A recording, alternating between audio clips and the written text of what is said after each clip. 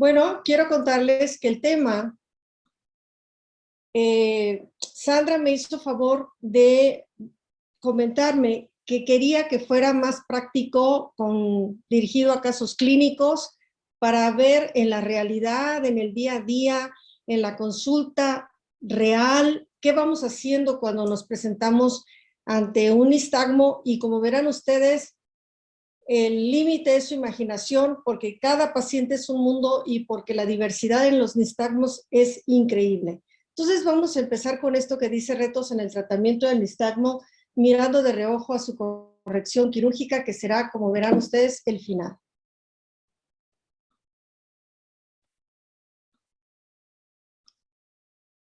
¿Qué nos dice la historia clínica cuando vemos de frente un chico que entra, un adulto que entra y que ya empezamos a verle si tiene una tortícolis, si le pasó algo, si tuvo un accidente? ¿Qué nos dicen esos antecedentes? ¿Qué es lo que vemos de primera intención y ya nos estamos armando una idea en la cabeza? Y finalmente, ¿qué nos dicen los libros? Porque el todo es lo que tenemos que analizar en el momento en que estamos ante un caso de nistagmo. Lo primero que ustedes van a encontrar, en lo que ustedes ven esta nena preciosa, que vean cómo el movimiento anormal cambia en cada fracción de segundo. Por momentos es oscilatorio, de repente se vuelve vertical, luego tiene un desbalance y hace un siso, luego hace un movimiento más rápido. Entonces, cuando en los libros te encontrábamos clasificaciones que decía, es que es congénito, es que es adquirido, es que es jerk, es que es oscilatorio, es que si es oscilatorio puede ser más cerebeloso. Y resulta que yo leía y leía y leía y me encontraba clasificaciones cada vez más complejas y de verdad me parecía súper difícil. Lo primero que tengo que decir es, congénito o adquirido, realmente esta nena tiene un problema, es un síndrome de Meckel, es una meningocele con una ciliopatía disencefálica, tiene un problema cerebral, tiene un problema de riñón, solo hay 200 casos descritos en el mundo y esta niña tiene una enfermedad progresiva.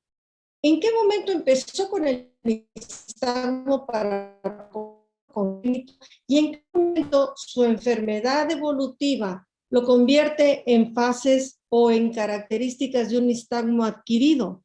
De manera que ahí nos vamos a quedar con un problema en las clasificaciones y yo prácticamente se me ocurre un poco más poner que las cosas deberían de tener un apellido. Entonces, ¿qué estamos ante un tipo de nistagmo, pero asociado a qué le está pasando al paciente? Y eso es lo primero más importante. Lo que no comprendo hasta la fecha es que haya un margen para llamarle idiopático. Idiopático quiere decir pertenece a. El nistagmo no es propio del ser humano. Y muchos de estos casos que les hemos llamado idiopáticos terminan siendo canalopatías familiares. Muchos hacen distrofias retinianas que al principio no se demostraron y que finalmente se van a alcanzar al diagnóstico. Entonces, me da mucho miedo ese cajón de idiopático, porque pareciera que da permiso a los compañeros o a algunos médicos a ya no hacer el estudio porque es idiopático y ya no continuar la investigación de qué le está pasando a un niño, o no es evidente, y entonces dicen es idiopático. Luego, obviamente, van a haber nistagmos muy relacionados a alteraciones embrionarias, y aquí ya vamos a hacer la diferencia entre que sean tempranas, y los que me han oído hablar de neurocristopatía saben de qué hablo, tempranas por malformación de la cresta neural, tempranas por mala codificación genética, tempranas por un montón de problemas del primer trimestre de gestación, o tardías como un prematuro. Ya ustedes deben saltarles en la mente que ambos no son iguales. No es lo mismo un niño con malformaciones a un niño que estaba correcto y nace prematuro, o un niño prematuro que además sangra y tiene una hidrocefalia. Así que vean que la variedad es enorme. Luego finalmente nace una persona y empieza a manifestar un nistagmo y nos encontramos una catarata infantil y uno dice, bueno, ¿esto qué es, congénito o adquirido? Porque entonces el que se asocia a enfermedades oculares o enfermedades incluso que puedan ser progresivas, nos cambia la posibilidad, nos cambia las alternativas. O un niño que trae una atrofia de nervio óptico, o un niño que apenas va a ser una distrofia de conos.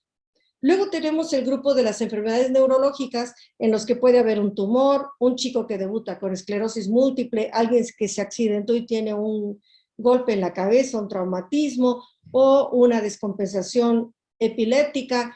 O sea que, como ven, allí está la variedad de posibilidades. Vamos a decir, entre los casos que vamos a ir presentando de manera muy corta, miren lo que hace esta nena.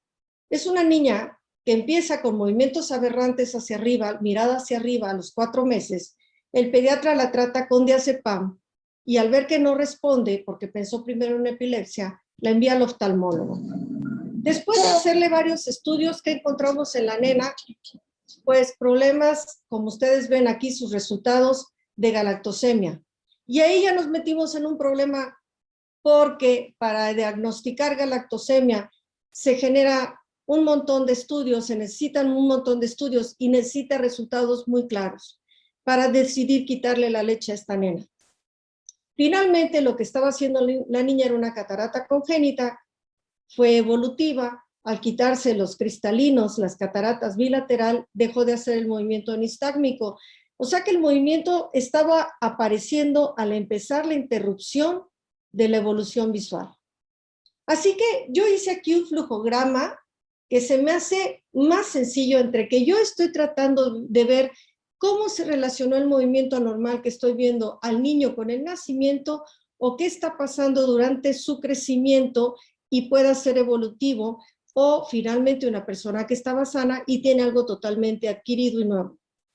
Obviamente, en lo que estoy tratando de mejorar la visión y decidir qué hacer, corre un montón de estudios para integrar el diagnóstico.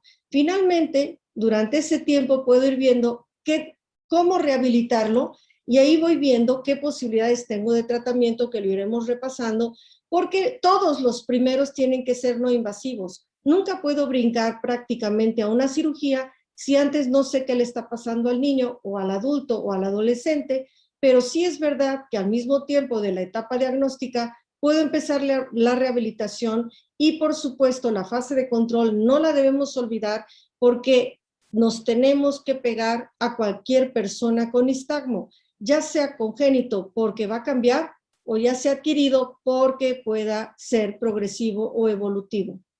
Respecto al nacimiento, se supone que cuando empieza la estimulación visual y el niño está listo para poder ver y es un sistema aferente de envío de información, hay una serie de control corticales que se han caracterizado por sistemas diferentes, el sistema de fijación, el sacádico, el de seguimiento, el vestibular y los integradores neurales, que tienen que estar listos para percibir la imagen y hacer una secuencia de información que lleve a un movimiento ocular maravilloso con una buena fijación, atención y seguimiento.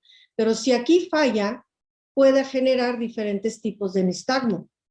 De manera que cuando aquí empieza a haber un error, va a mandar ese error al sistema central, el control supranuclear reconoce el error y puede dar un feedback de respuesta. Finalmente, la propiocepción va a estar alterada, los integradores de movimiento también detectan el error y aparece el nistagmo, y hay una reconstrucción motora también en donde finalmente las sacudidas de los músculos van a ser la manifestación clínica de todos estos problemas. Ahí vamos a estar trabajando. De manera que al final repasaremos el tratamiento sobre diferentes zonas del error, se dirigen el mecanismo de mejoría. Si tenemos aquí en la estimulación, en la información directa, como una catarata, por ejemplo, el error, pues vamos a trabajar sobre esos problemas, si hay que mejorar el estado retiniano, o si hay que operar la catarata, o como ahora se habla de la terapia génica, como estas chicas que ganaron el premio Nobel y que están trabajando sobre albinismo, etcétera.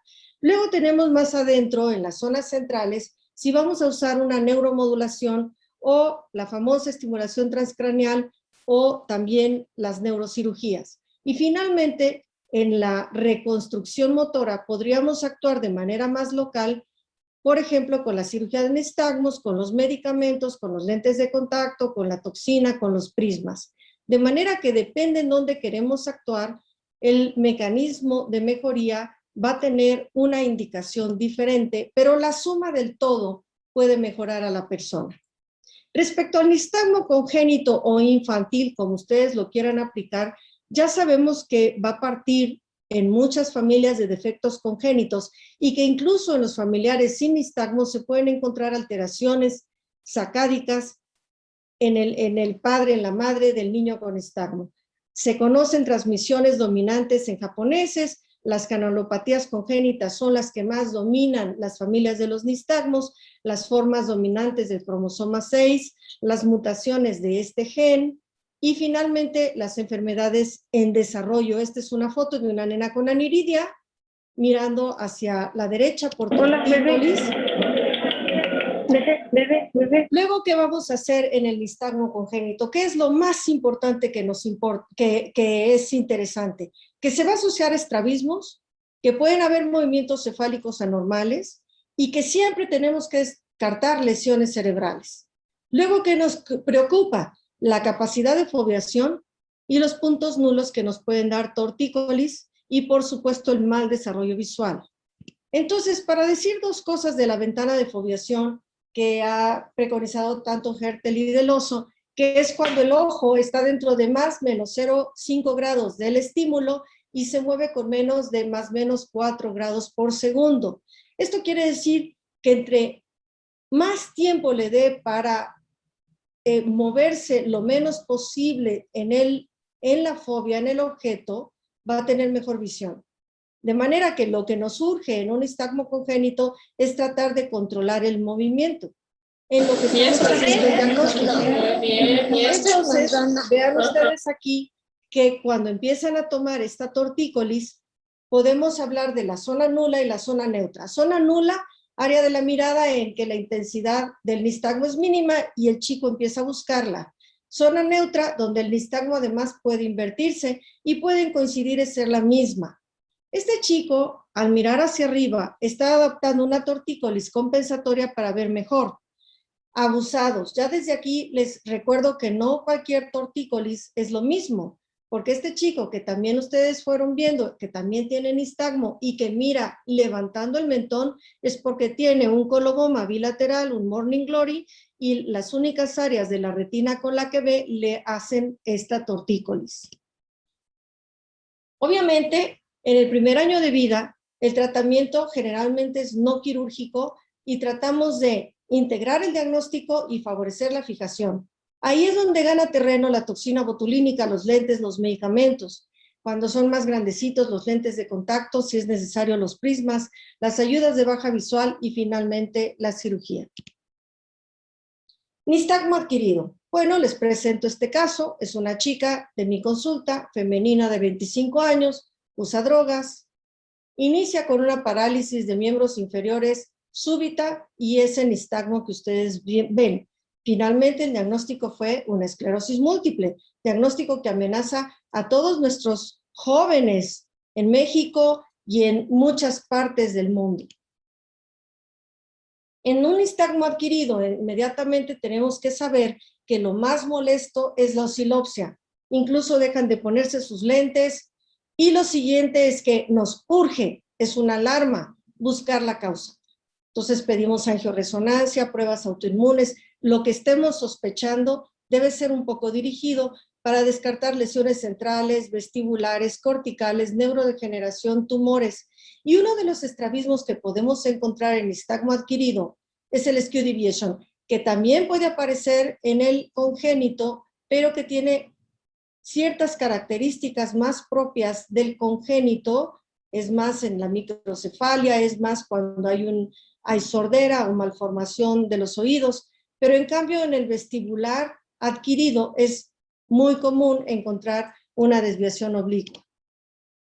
Por cierto, que de todo lo que sabemos de los adquiridos, los ancianos o las personas mayores que hacen anomalías vestibulares, estas me parecen más curiosas. El 52% de los nistagmos adquiridos con oscilopsia es por manejo del cuello de los quiroprácticos, lo cual me parece impresionante. Y ahí me faltó también la pose del yoga de el King, The King, que es cuando se ponen de cabeza, eso mejor no la hagan. Por supuesto, los cabezazos de la pelota, el bungee, los traumatismos craneales, esto que les enseñan a los niños cuando están aprendiendo fútbol, el bungee variedad infantil. Y fíjense ustedes el ruido.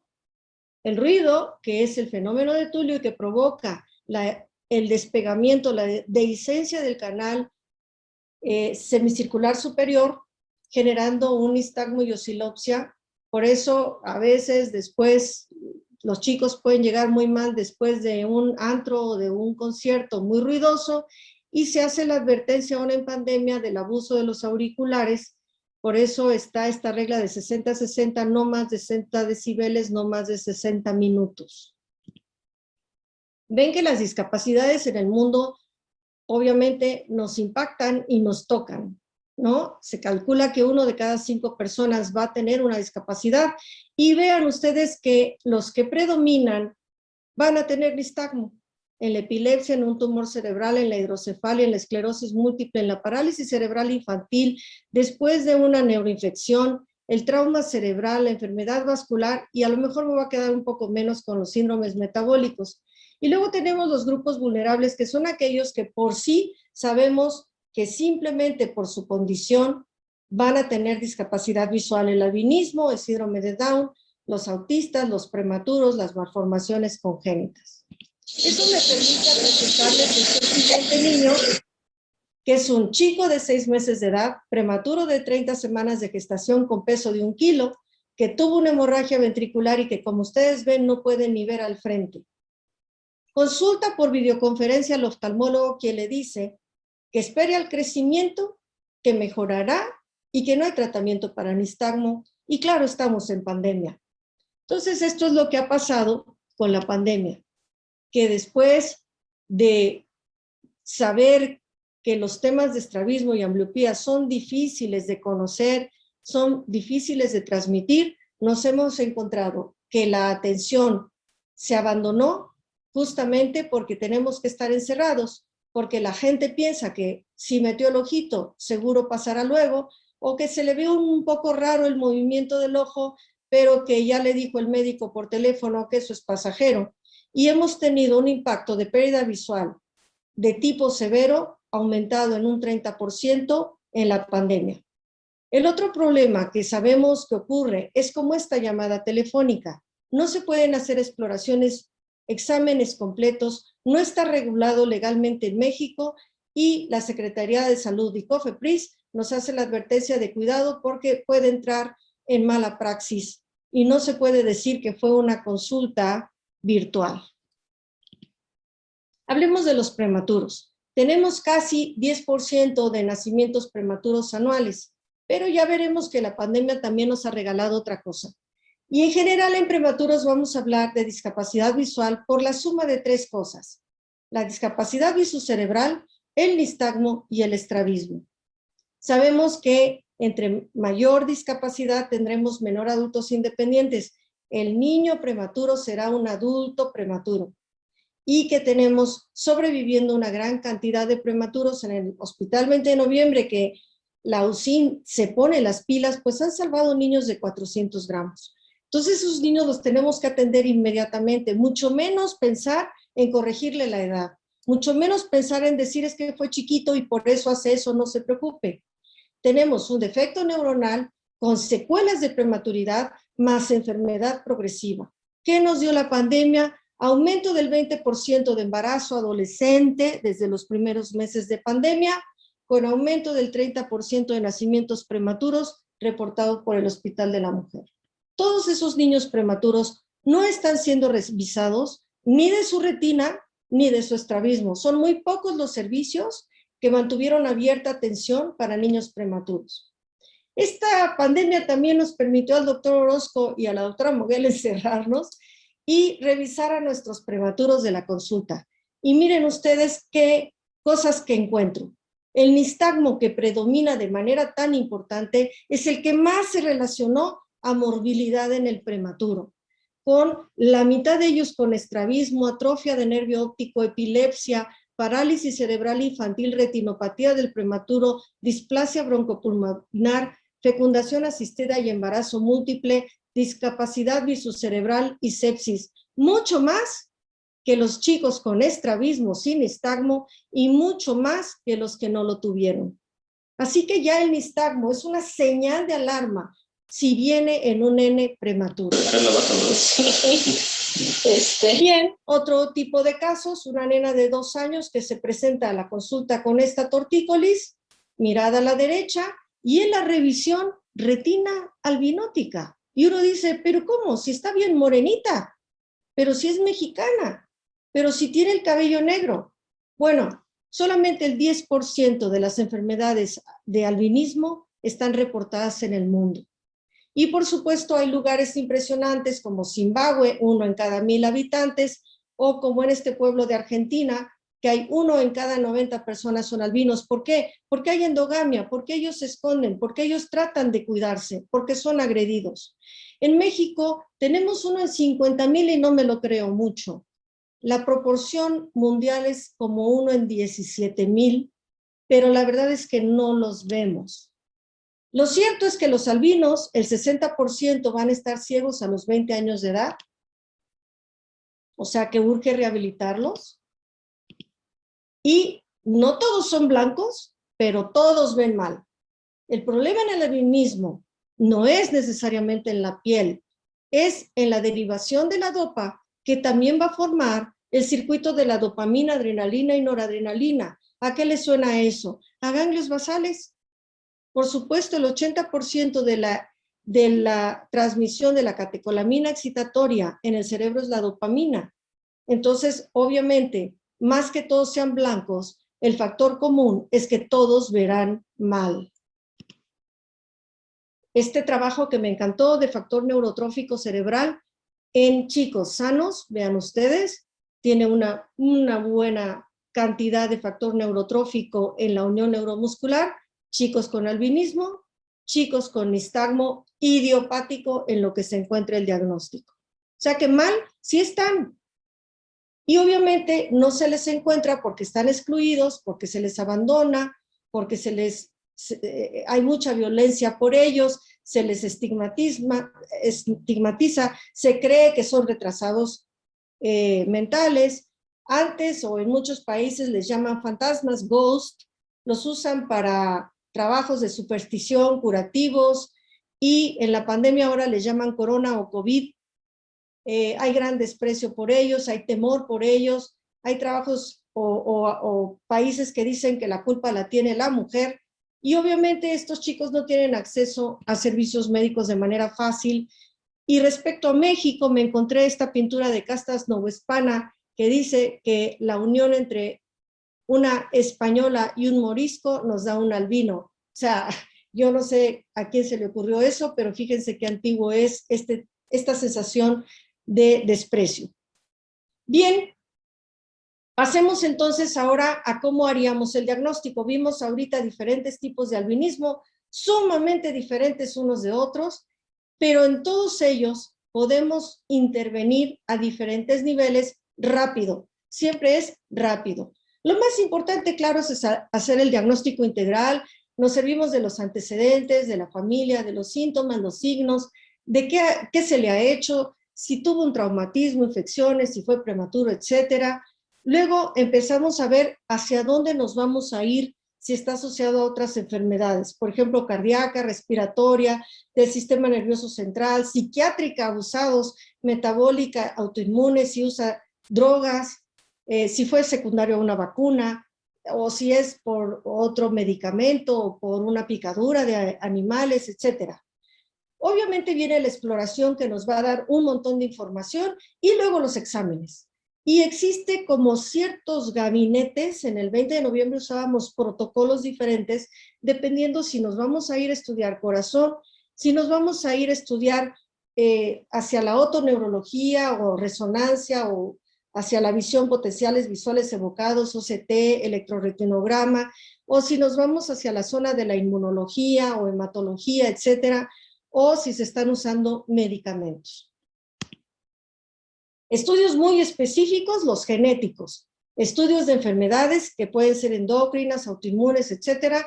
Por ejemplo, la asociación de un neuroblastoma, pues pedir ácido vanilil mandélico. El estudio oftalmológico, si me encontré una agenesia de cuerpo calloso, voy a encontrar a lo mejor una anomalía de segundo par. Específico, si tengo una niña con aniridia, pues le voy a estar buscando un tumor. O si tengo una neurocrestopatía, voy a pensar en un tumor maligno por los oncogenes, etcétera. Pruebas más específicas, pues las visuales que conocemos de gabinete. Y obviamente COVID, porque sabemos que chicos o adultos que han debutado con un nistagmo cuando tienen una enfermedad infecciosa por COVID, y no se puede perdonar las imágenes. Medicamentos. A veces los pacientes ya llegan medicados porque si es epiléptico ya llega con un antiepiléptico y ese medicamento también le sirve para el nistagmo, por ejemplo. Y también algunos nistagmos van a mejorar con el uso de antidepresivos, con antieméticos, por ejemplo, para el Meniere, con antiinflamatorios o corticoideos, dependiendo de la causa, ¿verdad? Tenemos los anticonvulsivantes, los antimigrañosos, los bloqueadores centrales, que son los que más usamos en oftalmología, y ganando un poquito terreno las aminopiridinas que están en investigación y que parece que van a ser baratísimas, y finalmente ocupa lugar la acetazolamida y la toxina botulínica por su efecto local. Entonces, quiero enseñarles las que normalmente se usan más en el hospital y que usamos más nosotros, generalmente la gabapentina y la pregabalina. Ustedes tienen ahí las características y las dosis. En niños prefiero la memantina. Acetileucina yo no he usado, pero fue un hallazgo en niños con Niemann-Pick, o sea que seguramente que por allí se encontró el beneficio sobre el nistagmo. Y luego otros como la clorzoxazona, la 4-aminopiridina y el baclofen, que es muy antiguo y que a mí no me tocó usar, pero hay gente que le gusta. O hay chicos que ya llegan medicados con baclofen. Aquí, para que le tomen una foto, entonces ustedes pueden tener las dosis ya guardadas y pueden tener los nombres comerciales, los que tienen genérico y no genérico, pero es que algunos salen muy caros y entonces el paciente a veces busca un producto genérico. La acetazolamida va ganando lugar, ¿por qué? Porque muchos nistagmos van a ser derivados de una enfermedad en donde hay una distrofia retiniana y hay edema macular, de manera que el efecto de la acetazolamida a nivel local, como ustedes ven en este trabajo, va a ser hacia la mejoría del edema y con eso la mejoría del nistagmo. Pero además, si no fuera solamente por eso, tenemos el efecto sobre el tendón. Y aquí tienen ustedes los trabajos de Hertel y del Oso, en donde está comparado el uso y el efecto de la acetazolamida, por ejemplo, con lentes de contacto, por ejemplo, con una cirugía. El efecto de la acetazolamida o de una cirugía en el tendón va a ser sobre las terminales de las palizadas, las terminales nerviosas. Aquí ya tienen ustedes un ejemplo de un chico con su nistagmo y después de operado, simplemente con cortar y pegar los músculos en su sitio, que eso lo hablaremos un segundo. De manera que al interrumpir la comunicación aquí en la terminal nerviosa, tenemos un tiempo de quietud que nos permite rehabilitar al niño. No estoy diciendo que no se va a recuperar un poco el movimiento, sé que eso me lo comentan mucho, pero necesitamos un tiempo de quietud de menor oscilación si queremos meter lentes, si queremos meter estímulos visuales, si estamos poniendo levodopa, etcétera, etcétera. Entonces hablemos primero del uso de toxina, y le llamé toxina D4. Si nosotros quisiéramos parar el movimiento de estas bailarinas, no serviría de nada quitar esta o esta, esta o esta. Tenemos que interrumpir a las 4 para que ninguna jale. Pues es lo mismo. Si queremos quitar este movimiento, tenemos que bloquear la mayor cantidad de músculos participantes. Recuerden que es una unidad motora, los músculos estroculares. No hay ninguno que se esté relajando mientras otro se contrae. Todos mantienen tono y ese tono es el que no queremos. De manera que si tenemos un nistagmo horizontal, oscilatorio, siempre vamos a inyectar los 4 rectos horizontales con toxina botulínica. Si además queremos manejar esta tortícolis, entonces aumentamos sobre los agonistas en la tortícolis y reducimos sobre los contrarios, pero se inyectan los 4. Si además queremos tratar un estrabismo, pues entonces aumentamos las dosis en los músculos del estrabismo y la reducimos en los contrarios, pero recordar siempre que quiero corregir la endotropia, pero quiero tratar el nistagmo, así que necesito completar el tratamiento. Si, como en esta chica, tenemos un nistagmo vertical, entonces tomo los 4 de siempre y le agrego a los rectos inferiores. ¿Por qué no a los rectos superiores? Porque se le va a caer el párpado y no le va a gustar. Y aquí tienen ustedes ejemplos. Este es un chico, vean el nistagmo, es un nistagmo adquirido por un tumor cerebral. Aquí lo vemos mucho más quieto. Además a él se le medicó con fluoxetina, le iba mejor y le permite usar sus lentes y manejarse un poco mejor.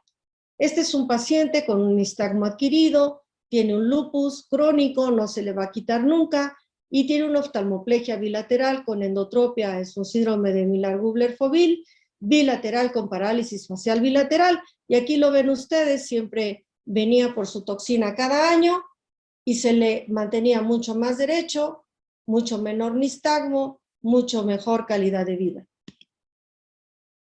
En nistagmos congénitos, vean ustedes la oscilación de este niño, y vean aquí, manejándose con toxina, una mirada más coordinada, mejor control, él puede dirigirse a donde quiere ver con más confort, con más comodidad.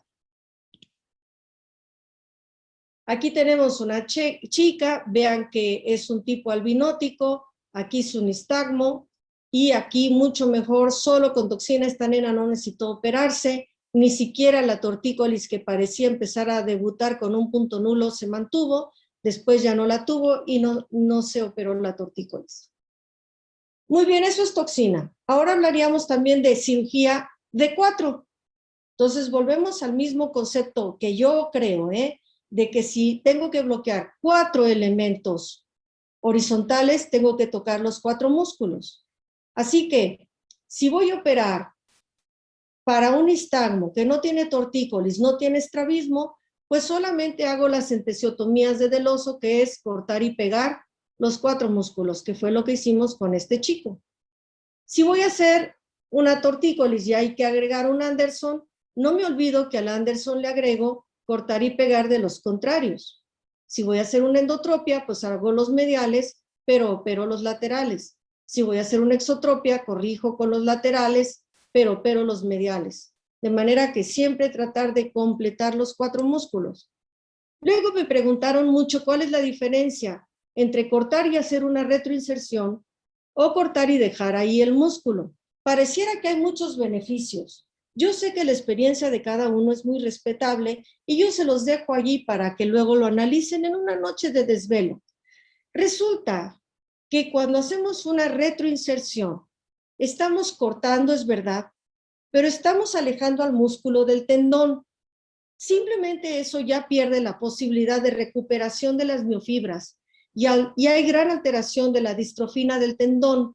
Por lo tanto, después de haberlo retroinsertado, ese músculo va a entrar en gran contractura por el traumatismo que hemos hecho y puede regresar el movimiento más rápido o incluso explicar el nistagmo que aparece ahora contrario cuando hemos hecho solamente, por ejemplo, un Anderson o la recidiva de ese músculo. Entonces, la retroinserción, el tendón se hace posterior y se unen tejidos diferentes, no tiene células precursoras PAC7 del tendón, hay menor fuerza de tono muscular, menor longitud porque hemos empujado al músculo para atrás, menor fuerza rotacional y mayor alteración de la distrofina del tendón con lesiones más prolongadas y favorecer mayor contracción muscular post-trauma. En el cortar y pegar en su sitio, tenemos mayor duración de la disminución del cruce de miofibras, pareciera entonces que la quietud transitoria es mejor, mayor formación de células precursoras del músculo PAC7, o sea que pareciera que poniendo el músculo en su tendón va a recuperarse de mejor manera, más sano, no necesariamente con mayor intensidad, porque lo estamos poniendo en contacto con su tendón.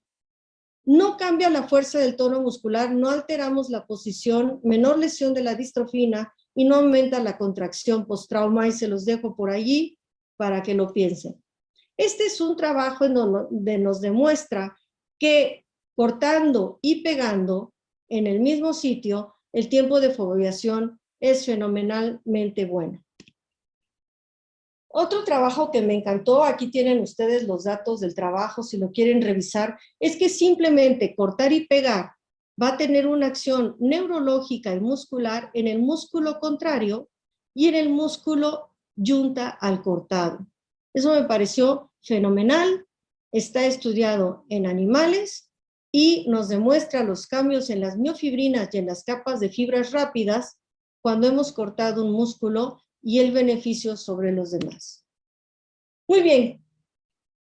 Otro caso, chico de 12 años con albinismo, ahora sí se ve muy claro que es muy blanco, con nistagmo, con muy mala visión de cuentadedos a 1 metro, pero como ustedes habrán visto, algunos chicos ven mucho mejor de cerca.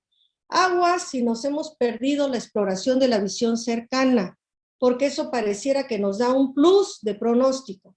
Y nunca fue tratado de nistagmo igual porque le dijeron que no había tratamiento para eso. Está operado aquí con 4 músculos porque no tiene ningún estrabismo y vean ustedes la quietud. Espero que como lo estoy viendo yo lo puedan ustedes estar viendo porque yo sé que hay videos en Zoom que no corren muy bien, pero si esto se ve quieto es porque está quieto, créanme.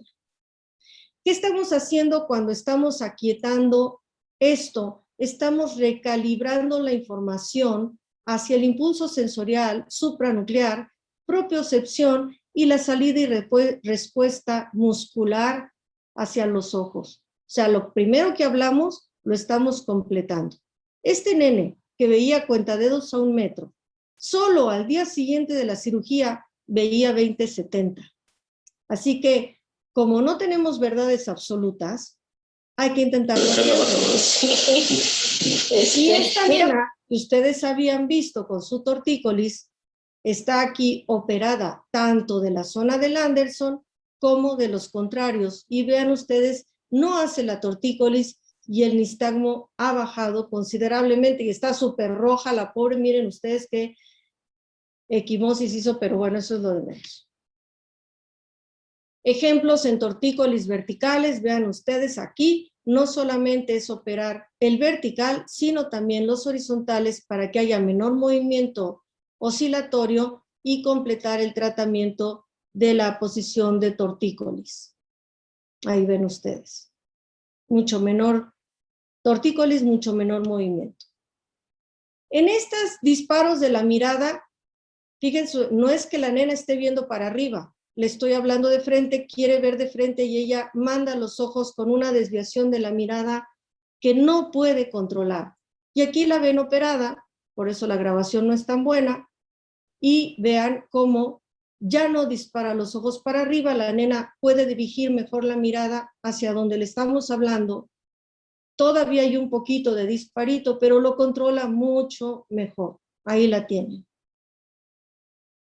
Entonces vean la diversidad de casos y de variedades en los que a cada niño tenemos que adaptarnos según lo que se pueda hacer. Aquí ven ustedes este paciente que tiene un tumor pontino, que hizo una oftalmoplegia bilateral con esta endotropia y que se opera tanto para el nistagmo como para el estrabismo. Se le puso banda lateral para la parálisis de recto lateral y se hicieron los otros 4 músculos con anestesia tópica, que es una cosa que también me gusta mucho. Y como todos los casos nunca son que nos lo sabemos todos, quiero terminar con este último caso. Una chica de 28 años con un astrocitoma cerebeloso recidivante que lleva 3 resecciones.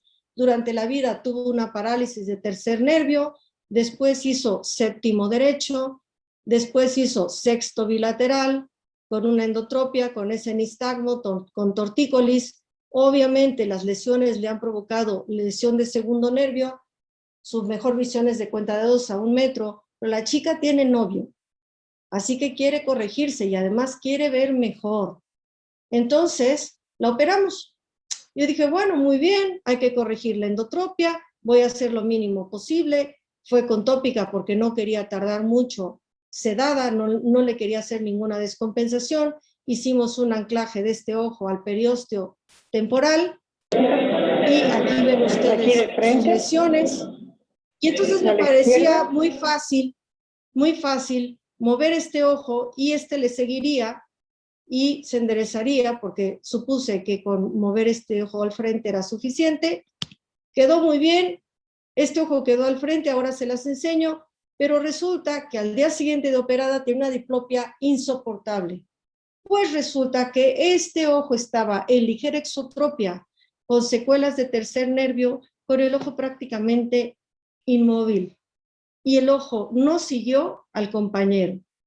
Pero ya no podíamos volverla a meter a otra anestesia. Entonces ahí en la consulta, ahí mismo, Adriana se debe acordar de cómo estaba mi taquicardia, ahí mismo tomamos el músculo, hicimos una cirugía pequeña que ha preconizado Alan Scott, aquí la tienen, y se corrigió la exotropia, este ya estaba anclado al periósteo, ya estaba corregido, y pudimos resolver todo el problema visual. Bien, entonces, muchos casos muy diferentes, que hay que recordar que siempre tenemos que intentar de hacer un diagnóstico, tratar las lesiones asociadas, disminuir la oscilación tanto para mejorar la visión en el niño como para mejorar la oscilopsia en el adquirido y ayudarnos de todo lo que haya, ¿no? Lentes de contacto, prismas, medicamentos, toxinas, cirugía. No podemos seguir diciendo es que yo no uso eso, es que la toxina no sirve, es que no hay tratamiento, está muy chiquito porque fue prematuro, esperar a que crezca, le voy a provocar un estrabismo, no hay medicamentos, yo no sé usar eso, es que no soy neurólogo. No, tenemos que ayudarnos. Si tenemos estas cifras de discapacidades visuales, bueno, pues es la mayor evidencia de que centurias de trabajo en visión no han sido eficaces. Digámoslo claro. O ha faltado información al público, o educación a los médicos, o acceso a los servicios de salud, o programas permanentes, o mejor formación, yo no sé. Pero el 80% es evitable y, por cierto, el mayor número de discapacidades por falta de lentes, lo cual ya me parece impresionante. Y hoy es el Día Mundial de la Salud. ¿Qué mejor para la autora Sandra Partida de festejarlo de esta manera? Yo por eso sigo estando muy honrada y recordarles que estamos cumpliendo 21 años del primer Día Nacional de Estrabismo que se hizo en el año 2000 y aquí está mi grupo del Hospital 20 de noviembre con mi querido maestro Sergio Martínez, los que eran mis residentes que ahora son grandes profesores, y seguir hablando de prevención es esto, apoyar el primer nivel de salud, políticas de salud, revisión oftalmológica temprana, ni un visco más, lentes y parche primero, todos unidos. Y por supuesto que tengo que poner a la gente de Occidente que ha trabajado, a Sandra que ha estado en los trabajos de discapacidad visual, a mi querida Roselena, a Ivonne Segura. No voy a mencionarlos porque me quedaría debiendo a muchos, y por supuesto ellos saben que los amo, que les reconozco su trabajo, su esfuerzo, que es gratuito, que siempre es en beneficio de nuestra población local y que de veras yo los llamo a seguir unidos, a seguir cada vez más juntos para que estos trabajos sean buenos. Jalisco llega a tener un oftalmólogo por cada 31,000 habitantes. O sea que chamba sí hay, tenemos la oportunidad de mejorar a muchísimos, la vida nos da la oportunidad, hay que tomarla. Y recordar que si la Cartilla Nacional de Salud dice exploración, hay que hacer esa exploración. Dice solo por el médico, debería decir por el oftalmólogo. Y luego no entiendo cómo dice agudeza visual entre los 4 y 6 años. Eso es terrible. Por eso trabajemos más unidos para hacer cambios en esto. ¿Qué quisiera dejarles yo? Que cada nistagmo es diferente. No hay reglas de cocina. Léanse todos los libros y saquen su experiencia de allí. Cada caso debe estudiarse integralmente. Hay que usar estrategias particulares para cada persona. Vigilar a los que son vulnerables, como los chicos con lesión cerebral, los prematuros, el albinismo, el síndrome de Down. El nistagmo nunca es normal o pasajero, no se va a quitar cuando el niño madure, siempre, siempre es un signo de alarma, siempre, congénito o no, es un signo de alarma. Hay que hacer estudios integrales siempre, por favor, no decir, es que es pobre y no le puedo pedir una resonancia magnética. Es el valor de los estudios integrales. Y al mismo tiempo la rehabilitación temprana y tratar la ambliopía, los nistagmos a todas las edades. ¿Cuándo referir a una revisión oftalmológica del nacimiento al mes, al cuarto mes y una vez cada año en todos los niños ante cualquier enfermedad ocular, ante el antecedente familiar, ante cualquier estrabismo, nistagmo, tortícolis, ante la falla de atención o seguimiento? Ven, me tengo que tomar el tiempo porque es que si no, no paro. Soy la doctora Silvia Moguel. Les quiero seguir invitando al congreso que tendremos en Cancún. Por primera vez, la Sociedad Mexicana trae el Congreso Internacional de la Asociación Internacional de Estrabismo a México. Estamos muy emocionados, muy honrados, con muchas ganas de verlos, y Cancún nos gusta a todos. Y mientras se pueden ir haciendo miembros en la página del ISA, ahí, y bueno, si escuchan la información, la iremos actualizando. Es verdad, queridos amigos, ya para terminar quiero contarles que esta locura de meter mi solicitud a la vicepresidencia y que lo que les decía al inicio, seguiremos hablando de discapacidad visual, tenemos que promover que haya más información de esta. Sé que a todos les encanta la información sobre FACO, sobre refractiva, no vamos a pelear en ello, pero tenemos que dar más información para todos en discapacidad visual. Este tema es un ejemplo de que nos toca a todos y de que cada uno de ustedes en su sitio pueden ser líderes en ello y hacer prevención y hacer academia. Así que si ustedes están convencidos, si yo logro tener la gracia de su voto, pues vamos juntos a hacer una presidencia bonita. Ahí está mi currículum para el que quiera analizarlo. Está un poco dividido en lo que hago, en las membresías, en donde estoy en las editoriales, donde fui profesor.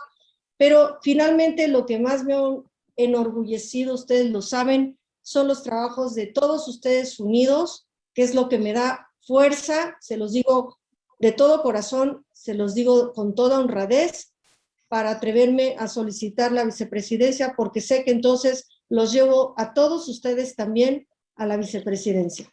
Bueno, soy la doctora Moguel, les agradezco mucho haberme escuchado en este tema de retos en el manejo del nistagmo. Muchas gracias. Doctora, le agradezco muchísimo su participación, como siempre una ponencia de gran calidad, de excelencia. Me gustaría, además de las conclusiones, estaba viendo en la zona de los comentarios, que la doctora Rosana Vidal estaba haciendo unos comentarios. Me gustaría, Odín, por favor, si le puede dar micrófono a la doctora, por si gusta hacer algún comentario. Qué bien, me encanta oírla, aprendo mucho. Fue mi R3 y todavía me jala las orejas, que lo sepan, ¿eh? Doctora Rosana, buenas noches. Prende tu micrófono, tu micrófono. Perdón, no estaba escuchando. No, yo no quería micrófono, yo nada más quería hacer unas preguntas, porque es muy interesante lo que está diciendo Silvia, y parece ser que nosotros operamos porque nada más queremos modificar neurofibrillas o las microfibrillas de los músculos, pero estamos de verdad trabajando con neuromoduladores. Entonces le preguntaba, si operamos, nada más estamos trabajando en las fibrillas musculares o también estamos trabajando en neuromoduladores. Y esto, es interesante porque parece que nada más estamos cortando músculos, ¿no? Rosana, dilo claro, te mueres de las ganas de decir que me faltó decir que si corto el músculo va a actuar a nivel central. Dilo, por favor, dilo. Es que es verdad lo que dice Rosana. A lo mejor me quedé corta en explicar que si estamos cortando en el músculo y hay menor liberación de neurotransmisores, menor comunicación con el tendón, va a haber un feedback nuevamente hacia la zona central. Así que es una acción al final también con una repercusión neurológica, y por eso el niño no puede volver a estar exactamente igual que como estaba después de haber interrumpido el tendón. A la gente le angustia mucho el que dicen, bueno, pero si lo operas, luego va a volver a temblar. Sí va a volver a temblar, pero será otro. Habremos tenido la oportunidad de rehabilitarlo. Siempre que aprovechemos esa oportunidad, porque si nada más lo operamos y ya lo operé y váyase, y no le di más rehabilitación, pues seguramente sí, pueda no haber tenido el beneficio que se hubiera querido. Sí, mi segunda pregunta era, si le pones toxina, ¿solamente estás bloqueando sinapsis o también puedes interferir en el neuromodulador futuro? O sea, en el nuevo neuromodulador que está haciendo la nueva, la nueva línea de sinapsis. Claro, también, también. Yo hice muchos trabajos en conejos para poder demostrar si había una transmisión de quietud neurológica hacia zonas centrales del cerebro. Yo no voy a presumir que pude encontrar grandes cosas, pero sí es verdad que en algunos trabajos animales encontramos una muy buena degeneración muscular con la toxina botulínica, de manera que un efecto muy bueno, aparte de la quietud que se genera en el tiempo de la toxina, es cuando uno refuerza y pone más toxina, porque sabes que logras todavía mayor eficacia en vamos a decir, no relajamiento muscular, en la destrucción muscular transitoria. Es realmente el término, es una destrucción, es una desorganización de un músculo que no puede ser eficaz. Y al no ser eficaz, va a transmitir otra vez quietud hacia las zonas centrales con el feedback que estuvimos comentando.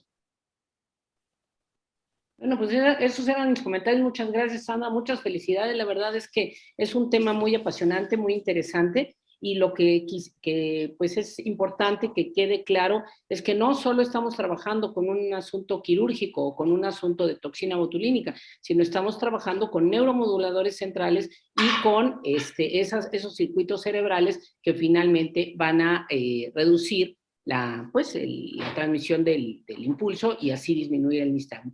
Muchas gracias, Sandra, por darme la oportunidad. Rosana, yo estoy segura. Bueno, quiero contarles que Rosana y yo hemos dado cursos solitas 3 días completos en Cuba, en diferentes lados, y lo que a mí me falta, ella siempre lo complementa, o al revés, ¿verdad? Bueno, casi siempre ella, porque por eso es mi maestra, porque me regaña mucho. Miren, yo estoy segura que Rosana, al tener esta casa tan importante que tiene de niños con retraso psicomotor y que los ha estudiado ampliamente, estoy segura que Rosana estaría diciendo que no solamente le pone la toxina, que no solamente lo rehabilita visualmente, sino que además tiene que estimular todas las otras áreas sensoperceptuales, como lo dice ella, para la mejoría de la misma neurona. Recuerden que no hay neuronas independientes, es la misma neurona para beneficio completo del niño.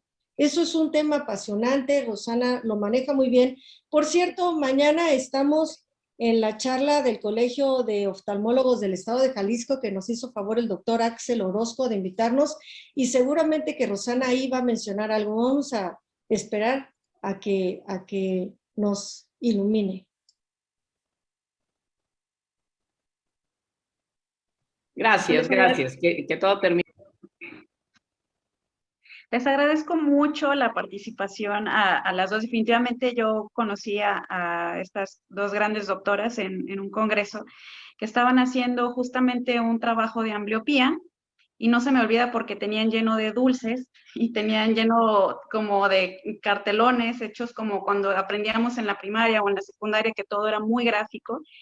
Y era realmente muy apasionante escucharlas, cómo hablaban, cómo se expresaban, cómo trataban de llevarnos paso a paso por el aspecto neurológico. O sea, que muchas veces nos olvidamos de eso, nos damos meramente por lo que vemos en el ojo y se nos olvida que atrás del ojo pues viene todo lo demás, y que al final de cuentas pues es lo que lleva al movimiento ocular y pues más sistemas, prácticamente toda la visión. Entonces, pues también quise, en cuanto vi que participó la doctora Rosana, por eso quise incluirla, porque yo sabía que iba a dar un comentario muy oportuno y claro que nos iba a servir a todos. Entonces, sí, como ustedes comentan, pues nunca olvidarnos de que hay siempre detrás algún tipo de comorbilidad, que un nistagmus, como comentó la doctora Silvia, no es parte del desarrollo visual de un niño, o sea, no tendría por qué estar ahí. Y en el caso del uso del tratamiento médico, me gustaría preguntarles a las dos y a cualquiera de nuestros ponentes, si gusta de nuestros asistentes, si gusta levantar la mano, porque sé que hay grandes estrabólogos que también están en este momento conectados. Si alguno tuviera un comentario o respecto a la experiencia, con cuál neuromoduladores se quedarían o en qué momento inician después de la toxina o cuál sería como el tratamiento escalonado, sobre todo en niños pequeños, que es cuando nos llegan, o sea, menores de 2 años, que es cuando el pediatra le dice, no, espérese, como dijo la doctora Silvia, es prematuro, hay que esperarnos a que madure, ¿no? Incluso los mismos pediatras desafortunadamente nos mandan a los niños ya más grandes, pero sí me gustaría su opinión respecto a cómo sería ese tratamiento escalonado, tomando en cuenta que no vamos a intervenir quirúrgicamente por lo pronto. Mira, yo creo que depende mucho de enfrente de qué estás, obviamente, ¿no? Porque te puse el ejemplo del chico que fue manejado con fluoxetina por sus fenómenos depresivos y porque era un tumor. Pero si tienes un nene que debuta con un nistagmo congénito sin ninguna otra patología, a mí me gusta más la memantina. Pero si tienes un chico con distrofia de conos, a lo mejor le voy a dar levodopa.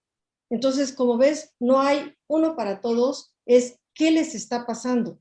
Si es un problema vestibular, a lo mejor le vas a dar un antivertiginoso. Y muchos niños prematuros ya vienen medicados con valproato o con su antiepiléptico. O es un adulto que ya trae gabapentina. Entonces, como ves, no hay uno solo, sino que tú pienses un poquito cómo lo beneficiarías. Yo creo que aquí sé que algunos dicen, yo no soy neurólogo y no puedo medicarme memantina. Bueno, a lo mejor lo importante es dar la información para que le pidas a tu neuropediatra que te apoye en eso y que lo medique el neuropediatra. Si el neuropediatra te manda una nota y te dice que la memantina no sirve para eso, cambia de neuropediatra. Eso lo hemos vivido todos. Entonces, al mismo tiempo que estás inyectando, a lo mejor no necesitas todavía la toxina, ¿no? Al mismo tiempo que estás rehabilitando, que estás haciendo diagnóstico, que estás poniendo lentes, que ya le mandas las gotas de acetazolamida, ya sé, me van a decir eso es para glaucoma, en fin, y que le estás avisando a lo mejor a la mami que como al año y medio a lo mejor ya quieres ponerle toxina o antes si está muy mal el nistagmo, al mismo tiempo estás viendo, si el nistagmo no le está robando mucha visión, a lo mejor no lo medicas, pero si es como una niña que está viendo hacia arriba con desviaciones de la mirada, te urge darle memantina. Entonces, ¿qué haces?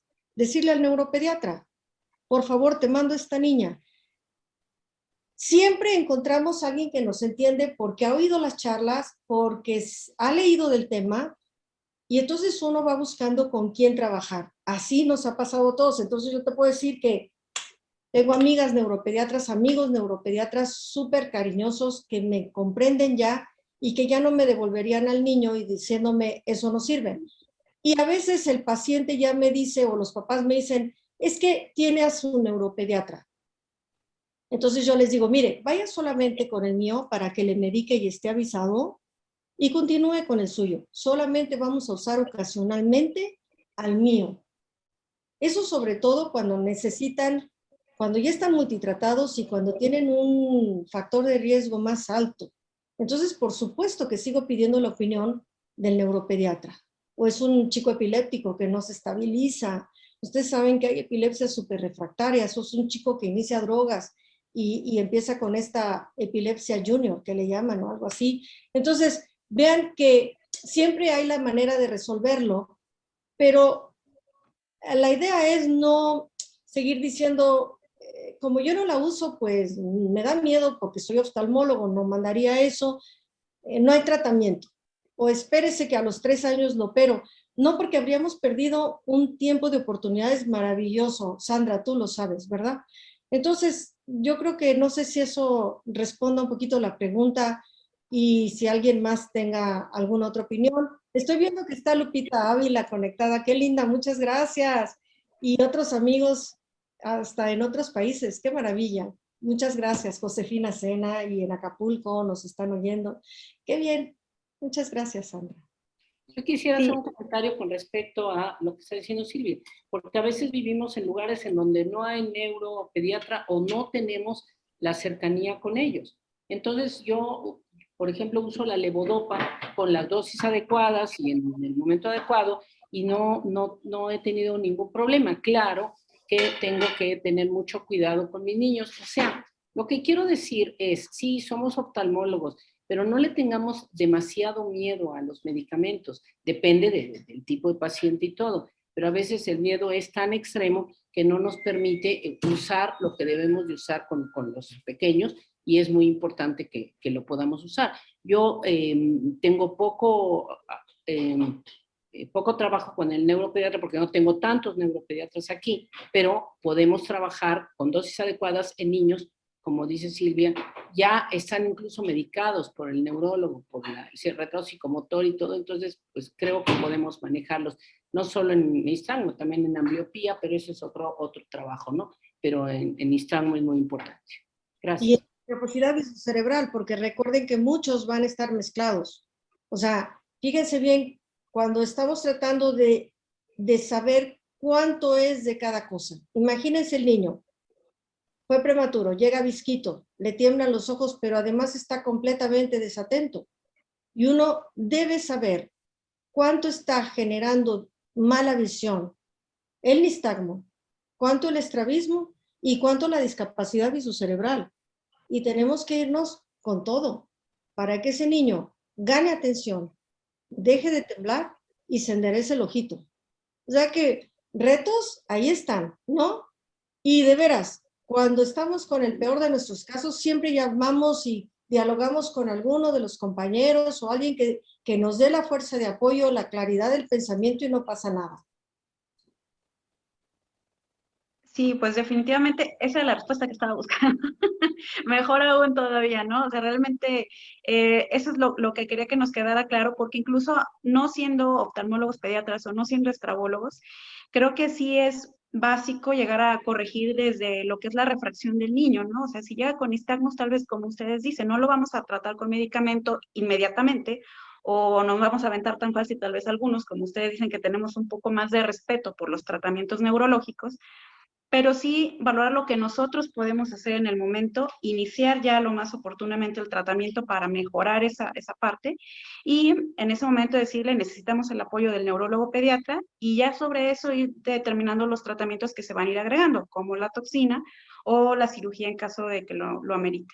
Entonces, pues sí es lo que quería que nos quedara claro a todo nuestro panel de asistentes, y que no tengamos miedo pues de revisarlos, ¿no? Yo cuando era residente la verdad veía un nistagmus y casi me movía hacia donde se le iba su fase rápida, ¿no? Me iba a esconder de aquel lado porque no me gustaba verlos, o sea, la verdad me daba muchísimo miedo decir, bueno, ¿y ahora qué le voy a hacer, no? ¿O cómo voy a presentar el caso aquí, no sé, con mi maestro Luis Cárdenas, que me veía desde residente, ¿no? Que Claro. también está aquí conectado con nosotros. Entonces, pues sí, es algo complicado, pero como usted dice, no hay que tener miedo y hay que empezar a recordar pues todo desde lo básico, la refracción del paciente, ¿no? Y siempre apoyarnos de nuestro equipo, ¿no? Aquí siempre trabajamos en equipo, como también lo hemos aprendido de ustedes. Claro, yo creo que esto que comentas es bien importante, Sandra. La refracción es vital y todos hemos visto lo difícil que es querer refractar a un niño que tenga una oscilación cualquiera moviéndose el ojo con un autorrefractómetro. O sea, es horrible. Es cuando va la manita y va el refractil, ¿no? O sea, primero necesitamos algo de cicloplegia y segundo, porque en cada movimiento a veces se están acomodando. No se fíen, por favor. El refractil les puede dar sorpresas. Entonces, poner refractil con las medidas que todos conocemos. Si les gusta el autorrefractómetro, no tengo problema, métanlo allí, pero luego revisen con manita porque durante el movimiento ocurren muchas cosas. Y queremos que si vamos a rehabilitar a un niño que de por sí ve muy mal, cada letra mejor es un plus, ¿no? Entonces, desde allí es súper importante, como dice Sandra, la buena adaptación al lente. Muy bien, vamos a ver en el chat por si hubiera alguien, la doctora Laura Hernández pregunta, ¿qué dosis usa de toxina en los 4 músculos? Uso generalmente 5 unidades, si voy a aplicar 4 músculos iguales, pero si quiero modificar tortícolis o estrabismo, le voy a duplicar a los músculos que deseo a 10 unidades y 5 en los contrarios. Estuve poniendo las dosis para que ustedes las vieran. Prácticamente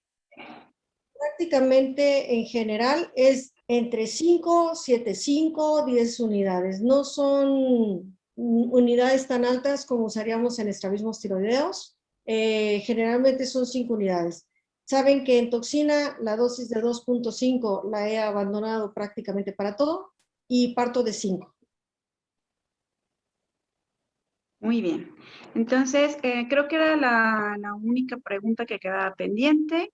Y bueno, en todo caso, si hubiera alguna otra duda, se nos puede hacer llegar por este medio y la resolveremos, o si no, con la doctora Silvia, bueno, nos dejó amablemente su correo también para cualquier duda. Bueno, yo sé que siempre está disponible, a pesar de que siempre está ocupada. Le agradezco mucho su disponibilidad y pues el hecho de que nos haya acompañado el día de hoy ha sido... Puso la levantada, Sandra. Sí, de hecho, iba a decir que la doctora Ivonne tiene la mano levantada, a ver si le podíamos dar la palabra. Excelente, sí, Odín, por favor, nos puede ayudar con la doctora con la doctora Ivonne, por favor.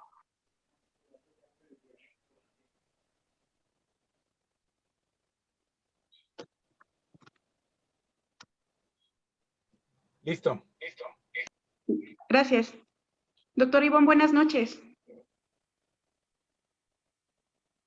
¿Tendrá apagado su micrófono?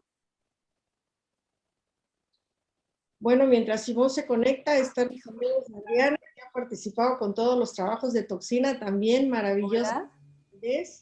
Ahí está. Ya creo que ya estoy pudiendo, no sé, a ver, ahí va. Ups.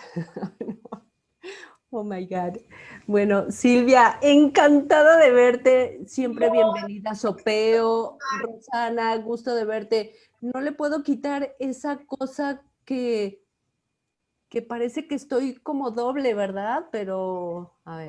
En tu fondo de pantalla. Bueno, sí, seguro. Ahí está. Me da muchísimo gusto. ¿Sí estoy o no estoy? Bueno, me da muchísimo gusto verte, Silvia. Rosana, encantada de verlas a las dos. Sandra, muchas gracias. Sara Paula. Súper interesante. Fíjate que yo nada más quisiera comentar. Está muy claro pues que el nistagmo no se puede quedar nada más ahí porque desafortunadamente creo que todavía hay escuelas que no tratan el nistagmo, o sea, tienen nistagmo y ¿qué le hago? Déjalo, no se lo vas a quitar nunca, déjaselo así. Entonces, pues no, definitivamente esto debe estar cambiando. Y yo te quiero preguntar, Silvia, ¿en algún caso, en algún momento combinas, por ejemplo, la cirugía con algún tratamiento farmacológico de manera simultánea o haces primero una cosa y luego otra? Yo creo que es súper buena tu pregunta, Ivonne. De veras, gracias. Eres una maestra en donde te paras, eres la más experta en Duchenne en todo el mundo y además haces... Gracias. Pues yo lo sé. Fíjate que Linda. En general, en cualquier niño pequeño empiezo con medicamentos y toxina. Me espero hacia el año y medio, porque por ahí también alguien nos hizo favor de preguntar, pasado el año y medio o los 2 años para planear una cirugía, no antes, nunca antes, porque he visto que la mayoría de los niños adoptan tortícolis si la van a adoptar pasado el año y medio. De manera que si voy a operar, lo voy a dejar más retrasado. Para entonces, si ya voy a tener un chico grande de 2 años, 2 años y medio, casi siempre ya no están con memantina. Como ya les puse toxina, ya mejoraron, ya los neuromoduladores. Cambiemos del caso, por ejemplo, el chico del tumor no se le quitó nunca la fluoxetina, hablemos de un chico con esclerosis múltiple, no le voy a quitar la pregabalina, pero tampoco lo voy a operar, estará siempre con toxina botulínica. Un chico grande, como el chico del albinismo de 12 años que nunca lo trataron, ya no le di nada, ya no le di ni memantina ni gabapentina, me fui directo a la cirugía, me pareció demasiado grande para empezar con toxina, era un chico estable sin enfermedades otras, entonces lo que hice fue directo a la cirugía. Entonces, es poco probable que yo me encuentre ya en el momento de la cirugía más medicamento, si es un estrabismo, si es un nistagmo congénito en un niño por lo demás sano. Y es muy probable que me encuentre con medicamento más toxina en todos los adquiridos, porque casi ninguno lo voy a operar. Entonces, Ivonne, más o menos eso. Sí. Eso, entonces, la memantina lo uso siempre en los primeros años. Es rarísimo que yo meta memantina en un chico de 5 años, por ejemplo. La eficacia es al inicio. Y después ya voy migrando a la toxina, voy migrando hasta la cirugía, y para cuando llega a cirugía generalmente ya no traen memantina. Otro ejemplo, como lo comentó Rosana, el chico de la distrofia de conos, que no sé si creo que venía puesto. El chico de la distrofia de conos tiene una enfermedad progresiva. No le quité la levodopa y lo operé con levodopa. Entonces, como que depende mucho de ante qué estás, y si el medicamento tiene un efecto diferente. En el caso de la levodopa no está para el nistagmo, estaba para la distrofia. Entonces, para estimular el nervio óptico. Por lo tanto, no interfería con mi cirugía de nistagmo, ¿no? Bien, sí. Bueno, otra cosa que quisiera también comentar, tal vez Rosana estará totalmente de acuerdo también, el tratamiento del nistagmo pues no termina aquí, o sea, quiero decir, es una cosa muy prolongada, un tratamiento muy largo, y yo quisiera preguntarle, por ejemplo, a Rosana, ¿cuál es su paciente de mayor edad que haya captado pues, con un nistagmo que hubiese sido un niño, y ahorita tu paciente de mayor edad en la rehabilitación y en el control de la sensorialidad, ¿qué edad tiene? ¿Qué edad tendrá? ¿O cuánto tiempo tienes tratándolo? En ese momento se me ocurre que tengo un paciente de 20 años de edad que se ha tratado, pues empezó a tratar hace 10, yo creo. No se trató tan pequeñito, desafortunadamente no se trató tan pequeñito, y lo que tú estás diciendo es muy interesante porque Silvia también lo comentó. Esta plática estaba enfocada en cirugía, en toxina, etcétera, y bueno, pues no quería incluir otra cosa, pero la verdad es que la percepción, la sensopercepción, la multisensorialidad que se les da después del tratamiento es muy importante, el tratamiento quirúrgico o médico. O sea, uno le da tratamiento quirúrgico o médico a un paciente y no necesariamente tiene retraso psicomotor, algunos tienen, pero los niños con nistagmo habitualmente tienen un retraso en el desarrollo, habitualmente. No se les puede decir a los papás porque se oye raro, ¿no? Oiga, su niño tiene un retraso en el desarrollo, van a decir, ¿qué onda? ¿No? Pero tienen un retraso en el desarrollo. Entonces tenemos que darles el impulso a los 12 sentidos, o sea, a todos. Claro. Y ahora parece que el sentido de la nociocepción, o sea, del dolor, ya se está incluyendo en los sentidos. O sea, todo es importante. Entonces, más o menos, digamos, yo tendría un paciente de 20, 21 años de edad que está siendo tratado, que ya está trabajando por sí solo, que le costó mucho trabajo incluirse, no se le trató el nistagmo de niño, se le trató ya de adulto, como ya lo comentó Silvia, no se pudo hacer una cirugía perfecta, se pudo hacer una cirugía que nos da una disminución en lo que tiene. Él tiene una ambliopía, por supuesto, y aún así tiene un trabajo muy estable, tiene que ver con computación incluso, y me parece que lo está haciendo con mucha responsabilidad. Pero tuvimos que estimular pues un rato, y muchos sentidos, un rato, estoy hablando de quizás 5 o 6 años de manera continua. No estoy hablando de terapia visual, estoy hablando de multisensorialidad, y eso es otra historia, es otra plática mucha larga, pero pero gracias por incluirlo, Ivonne, y eso es lo que puedo contestar. Muchas gracias. Muy interesante el cuadro que presentaste, Silvia, de los factores de riesgo para los niños prematuros, comparándolos con otro. Ese cuadrito es valiosísimo, valiosísimo.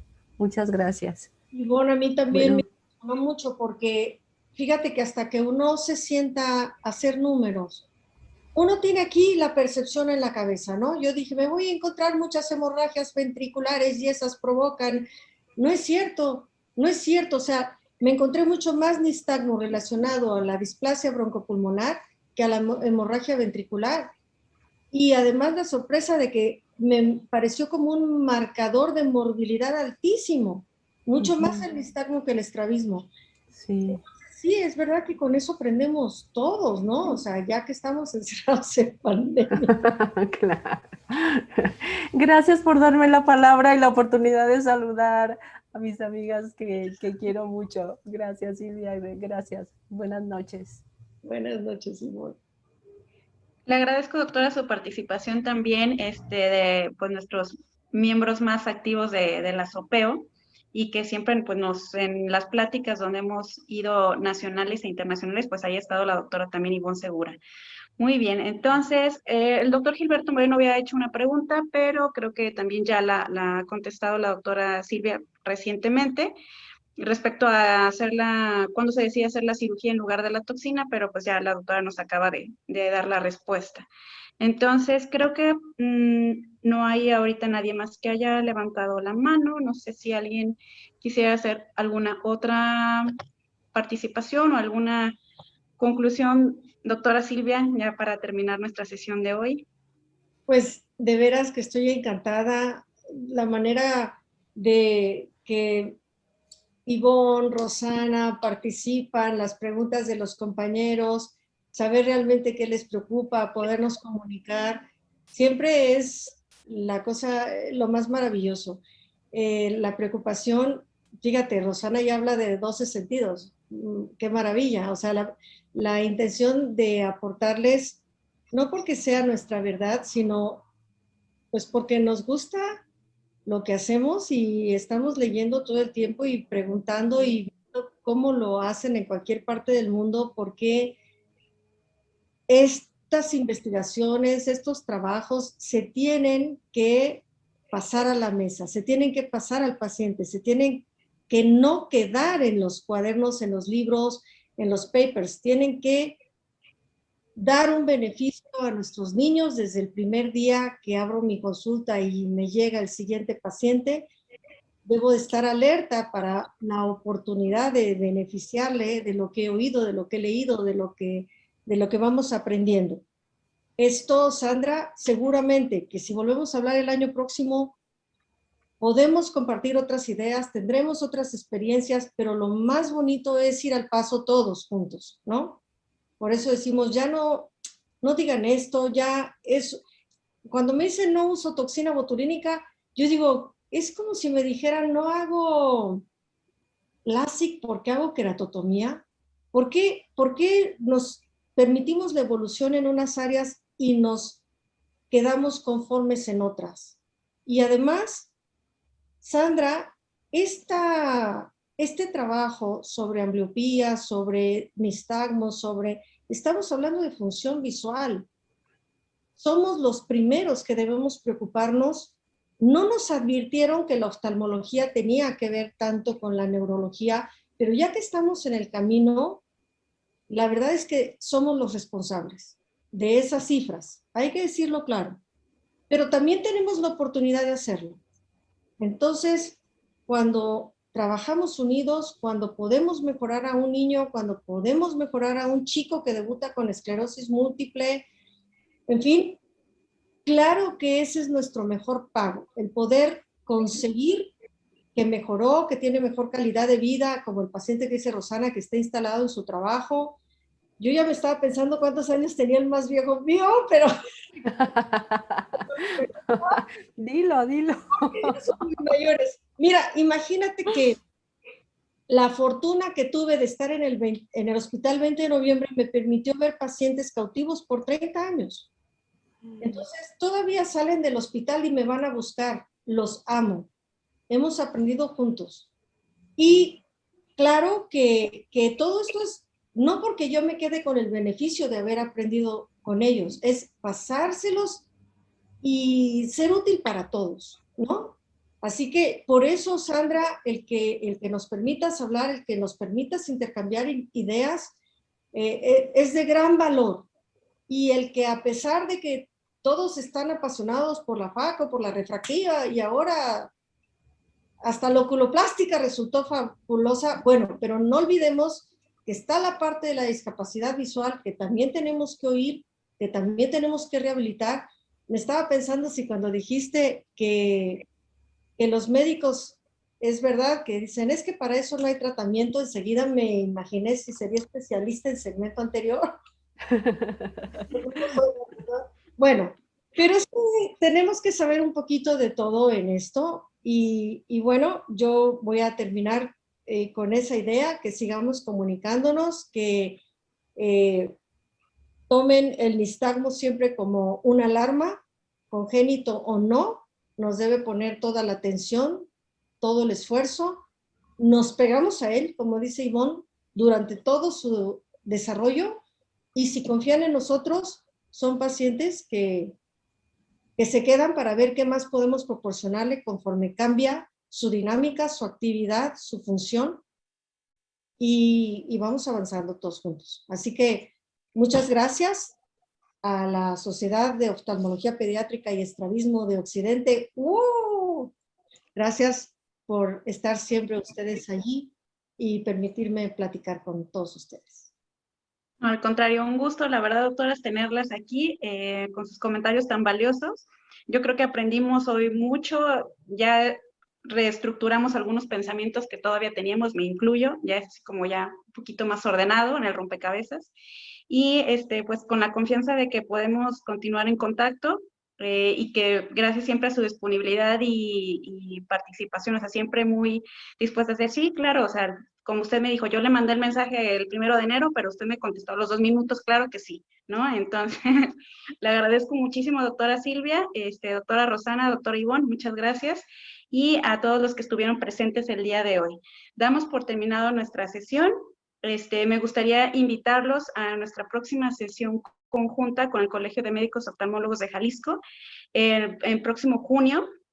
Pueden estar atentos a nuestra página de Facebook, porque va a estar la doctora Hoffman, el doctor Luis Cárdenas, hablando de glaucoma congénito, estadísticas, el doctor Pasca, que es un gran glaucomatólogo a nivel nacional e internacional. Entonces me gustaría invitarlos para que estén al pendiente de nuestras redes y puedan conectarse también.